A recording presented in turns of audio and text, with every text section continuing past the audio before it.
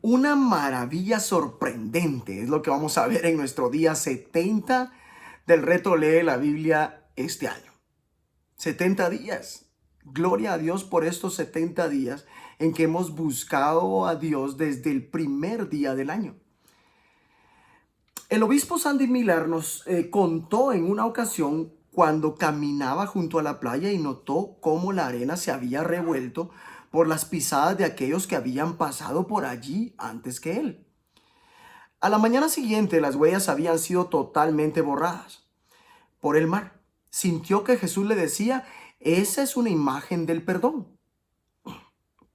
El perdón de Jesucristo es como si el registro de las cosas malas en nuestra vida fuera limpiado por completo. El perdón nunca resulta fácil. Todos sabemos cuán duro es perdonar a los demás. No obstante, a menudo suponemos que el perdón de Dios es casi automático.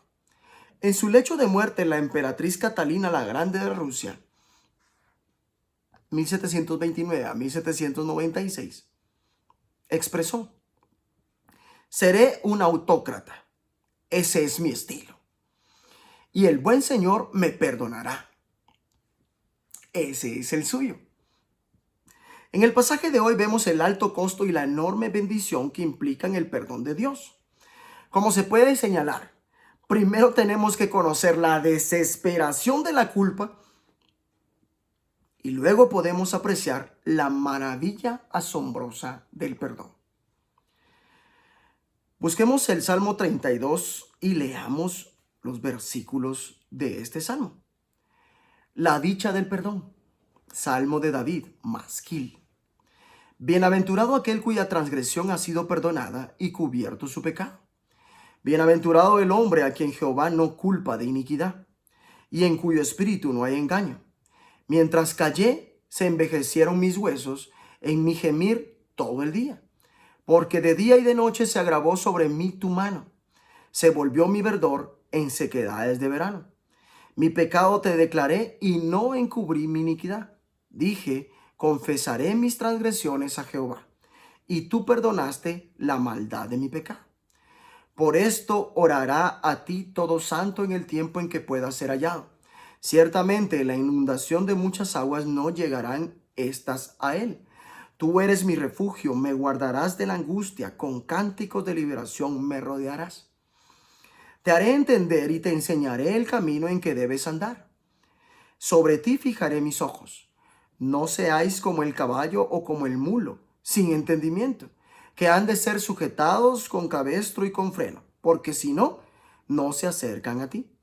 Muchos dolores habrá para el impío, mas al que espera en Jehová le rodea la misericordia. Alegraos en Jehová y gozaos justos, y cantad con júbilo todos vosotros los rectos de corazón. El Salmo 32 nos revela y nos recalca que debemos experimentar el alivio del perdón.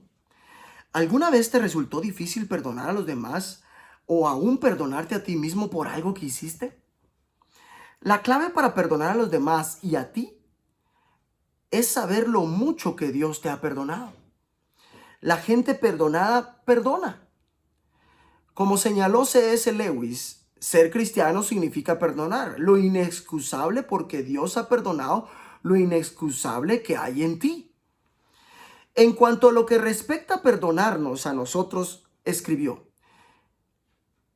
si Dios nos perdona, también nosotros debemos perdonarnos.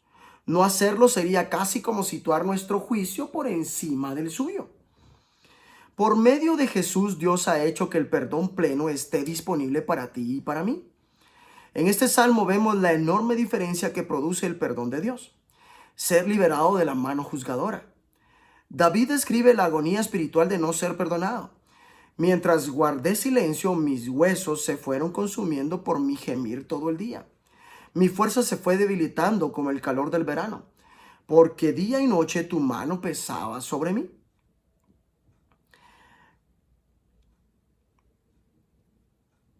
El perdón de Dios produce transparencia para con Dios. El camino hacia el perdón es sencillamente acudir al Señor sin máscaras ni simulaciones. Pero te confesé mi pecado y no te oculté mi maldad. Me dije, voy a confesar mis transgresiones al Señor y tú perdonaste mi maldad y mi pecado. Implica un nuevo comienzo. David describe la enorme bendición de saber que somos perdonados. Dichoso aquel a quien se le perdonan sus transgresiones, a quien se le borran sus pecados. Dichoso aquel a quien el Señor no toma en cuenta su maldad y en cuyo espíritu no hay engaño. Imagina que en nuestros calendarios y agendas se registrarán no solo nuestros compromisos y reuniones, sino también todos nuestros pecados. Los primeros 2 versículos de este salmo nos dan 3 imágenes de lo que Dios hace. Primero, el Señor no toma en cuenta tus pecados. Obra como si no existieran. Segundo, se le borran. Es como si Dios tomara un borrador celestial y eliminara los registros pecaminosos de tu calendario. Tercero, se le perdonan. Literalmente, esa palabra significa quitar o llevar lejos. Las páginas relacionadas con tus pecados son arrancadas y destruidas. Se te ofrece un nuevo comienzo.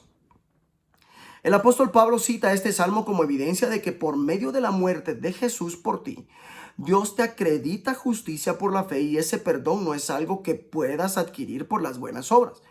Mediante la cruz, Dios te restaura a una relación justa con Él, por lo tanto puedes orar a Él. Él se convierte en tu refugio, te protege del peligro, te guía y su amor te envuelve. Esto no se obtiene por buenas acciones. Llega a la persona que confía en Él por la fe. Una comprensión adecuada del Antiguo Testamento muestra que el sendero hacia el perdón es el arrepentimiento y la fe. El perdón no es una razón para pecar, sino un incentivo para no pecar. Queremos permanecer en el camino de Dios. Él promete guiarte. Mis ojos están puestos en ti. Yo te daré instrucciones, te daré consejos, te enseñaré el camino que debes seguir. Él no quiere que seas alguien difícil de guiar como un caballo o una mula, que deben controlarse con el estribo y la rienda. Quiere que evites el dolor que implica resistir al Espíritu Santo. Si sigues el impulso del Espíritu Santo, evitarás el dolor innecesario. Dios desea que oigas su voz diariamente.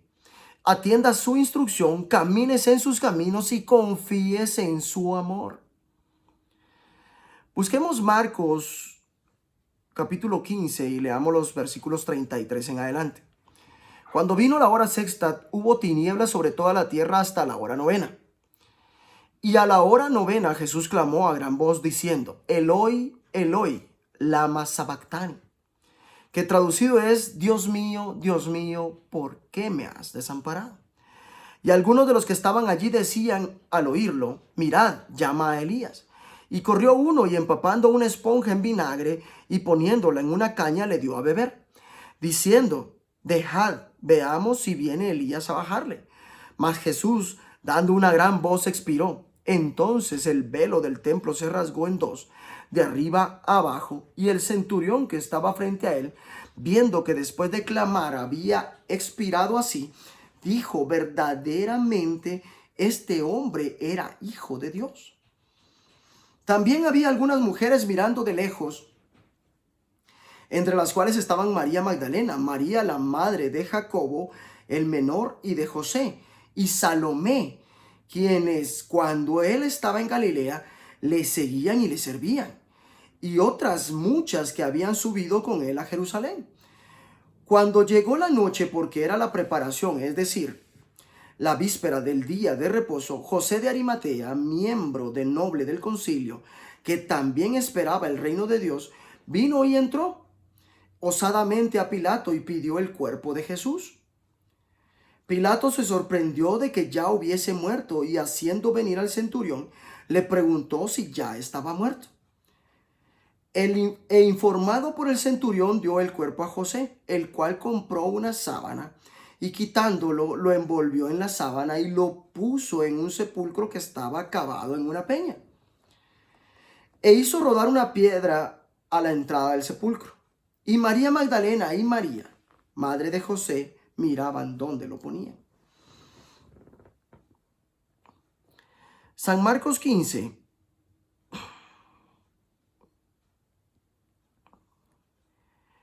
es explícito en decir: agradece a Jesús por pagar el precio del perdón.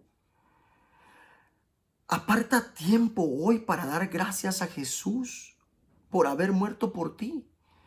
Pagó un alto precio por tu perdón. El perdón no resulta fácil, pero Jesús lo hizo posible. Jesús murió en la cruz por ti. Algunos sugieren que Jesús no murió realmente en la cruz, sino que se recuperó en el ambiente fresco de la tumba. No obstante, Pilato verificó si hacía mucho que había muerto. El centurión que había supervisado la crucifixión confirmó que Jesús estaba realmente muerto. Los soldados romanos eran expertos en realizar crucifixiones. El centurión hubiera enfrentado un castigo grave si dejaba que un prisionero huyera. José de Arimatea bajó el cuerpo, lo envolvió en una sábana que había comprado y lo puso en un sepulcro cavado en la roca. José hubiera notado si Jesús seguía vivo y respiraba. No hubiera sepultado a un Jesús vivo. Jesús fue olvidado por Dios debido a nuestros pecados. Quedó toda la tierra en oscuridad. Jesús clamó: Eloí, Eloí, lama sabactani. Marcos retiene las palabras originales de Jesús en arameo, que significan: Dios mío, ¿por qué me has desamparado? Como hemos visto antes en la Biblia, esta es una cita del Salmo 22 que concluye con una gran victoria. Jesús abrió el camino para el perdón y el acceso a la presencia de Dios.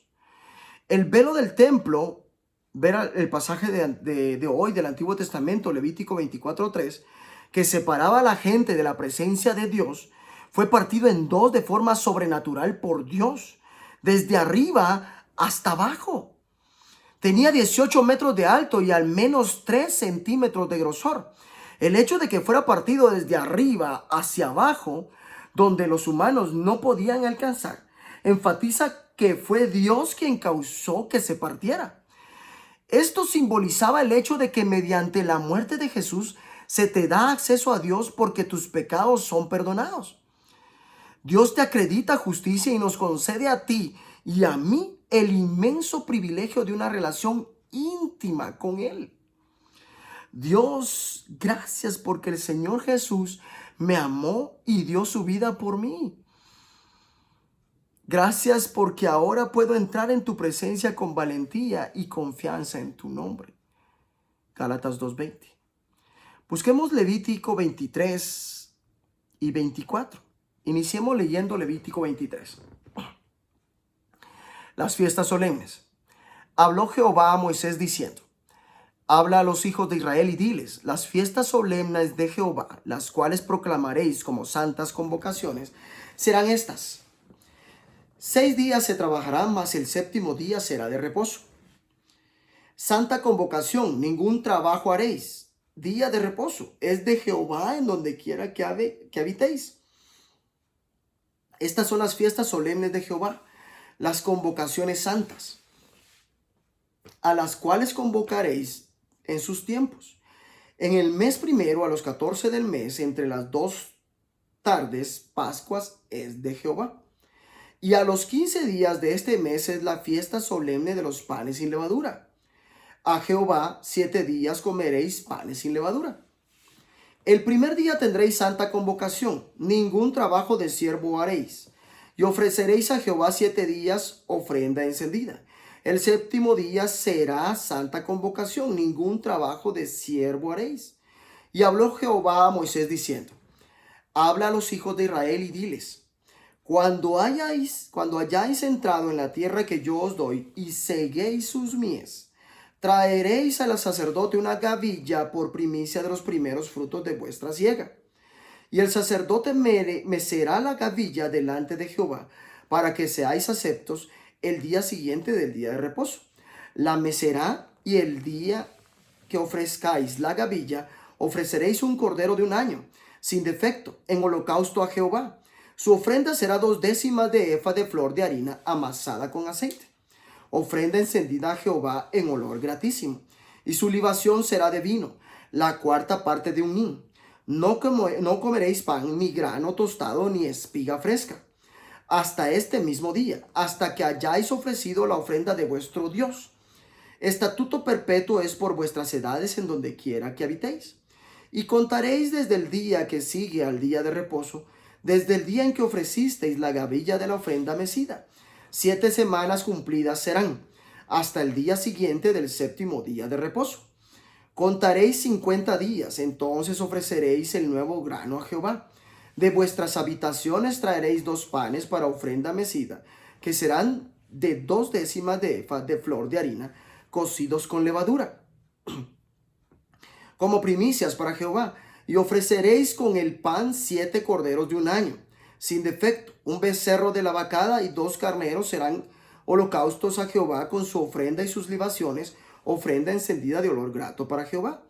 Ofreceréis además un macho cabrío por expiación, y 2 corderos de un año en sacrificio de ofrenda de paz. Y el sacerdote los presentará como ofrenda mecida delante de Jehová, con el pan de las primicias y los 2 corderos. Serán cosa sagrada a Jehová para el sacerdote. Y convocaréis en este mismo día santa convocación. Ningún trabajo de siervo haréis. Estatuto perpetuo en donde quiera que habitéis por vuestras generaciones. Cuando segaréis la mies de vuestra tierra, no segaréis hasta el último rincón de ella, ni espigarás tu siega. Para el pobre y para el extranjero la dejarás. Yo, Jehová, vuestro Dios. Y habló Jehová a Moisés diciendo: habla a los hijos de Israel y diles: en el mes séptimo, al primero del mes, tendréis día de reposo, una conmemoración al son de trompetas y una santa convocación. Ningún trabajo de siervo haréis y ofreceréis ofrenda encendida a Jehová. También habló Jehová a Moisés diciendo: a los 10 días de este mes séptimo será el día de expiación. Tendréis santa convocación y afligiréis vuestras almas y ofreceréis ofrenda encendida a Jehová. Ningún trabajo haréis en este día, porque es día de expiación, para reconciliaros delante de Jehová vuestro Dios. Porque toda persona que no se afligiere en este mismo día será cortada de su pueblo. Y cualquiera persona que hiciere trabajo alguno en este día, yo destruiré a la tal persona de entre su pueblo. Ningún trabajo haréis. Estatuto perpetuo es por vuestras generaciones en donde quiera que habitéis. Día de reposo será a vosotros y afligiréis vuestras almas, comenzando a los 9 días del mes en la tarde de tarde a tarde guardaréis vuestro reposo. Y habló Jehová a Moisés diciendo: habla a los hijos de Israel y diles: a los 15 días de este mes séptimo será la fiesta solemne de los tabernáculos a Jehová por 7 días. El primer día habrá santa convocación, ningún trabajo de siervo haréis. 7 días ofreceréis ofrenda encendida a Jehová. El 8º día tendréis santa convocación y ofreceréis ofrenda encendida a Jehová. Es fiesta, ningún trabajo de siervo haréis. Estas son las fiestas solemnes de Jehová, a las que convocaréis santas reuniones para ofrecer ofrenda encendida a Jehová, holocausto y ofrenda, sacrificio y libaciones, cada cosa en su tiempo, además de los días de reposo de Jehová.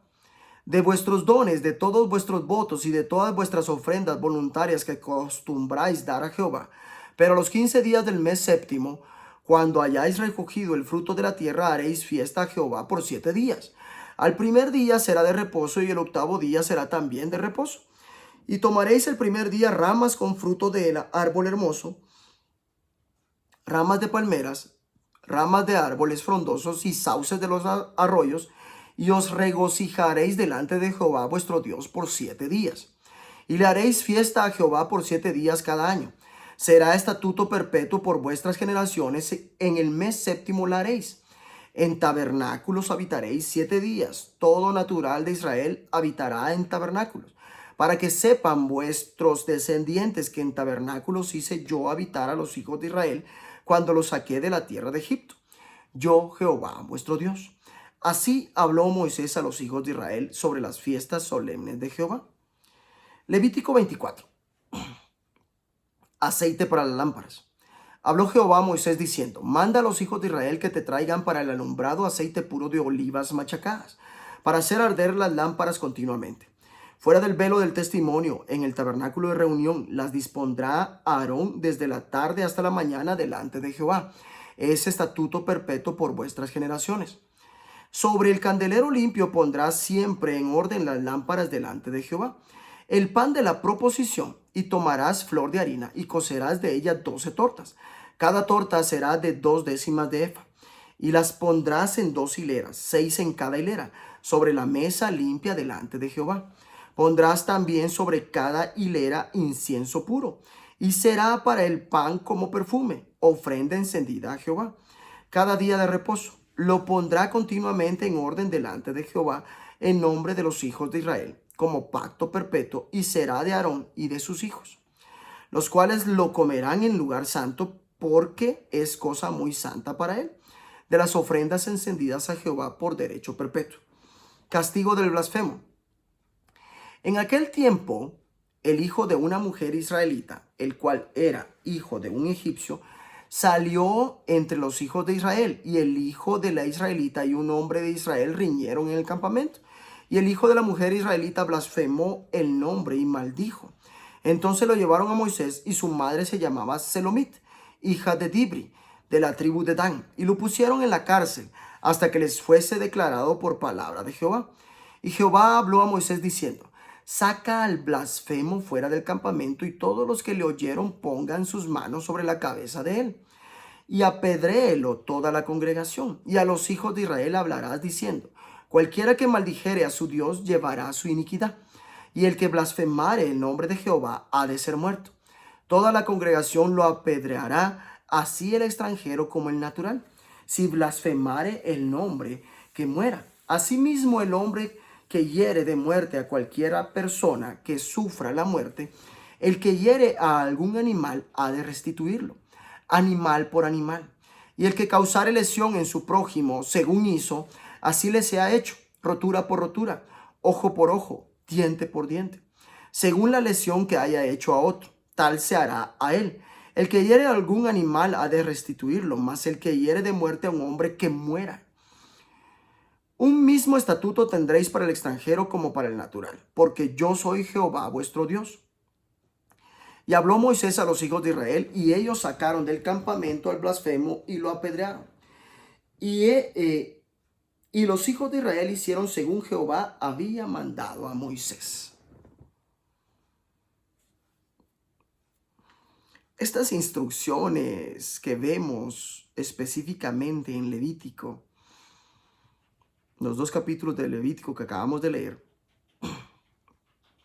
son claras, pero nos dice: comprende que el perdón es obtenido no por nosotros, sino para nosotros. En el Antiguo Testamento vemos la seriedad con la que se trata el pecado. No es una cuestión trivial. El perdón no es algo que deba darse por sentado. La justicia exigía una equivalencia, vida por vida, fractura por fractura, ojo por ojo, diente por diente. Esto nunca se pensó para las relaciones personales, sino para los tribunales de justicia, a fin de evitar una escalada de violencia. Mostraba la necesidad de la adecuación de un castigo por el pecado. Incidentalmente estaba bajo la ley de blasfemia, por la que Jesús mismo fue condenado a muerte, como vimos en Marcos 14:64. De nuevo, en este pasaje vemos la anticipación de la muerte de Jesús. El perdón de pecados requiere sacrificio, exige un cordero. El cordero debe ser perfecto, sin defecto. Como hemos visto, San Pablo describe a Jesús como nuestro cordero pascual, quien ya ha sido sacrificado. 1 Corintios 5:7. No podemos ganar el perdón. En el día del perdón se hace expiación por ustedes. No lo hacemos nosotros, sino que se hace para nosotros. Es la enseñanza radical y revolucionaria de toda la Biblia. Cuando entiendes cómo fue posible el perdón a través de Jesús, es algo que te deja boquiabierto y transforma totalmente tu vida.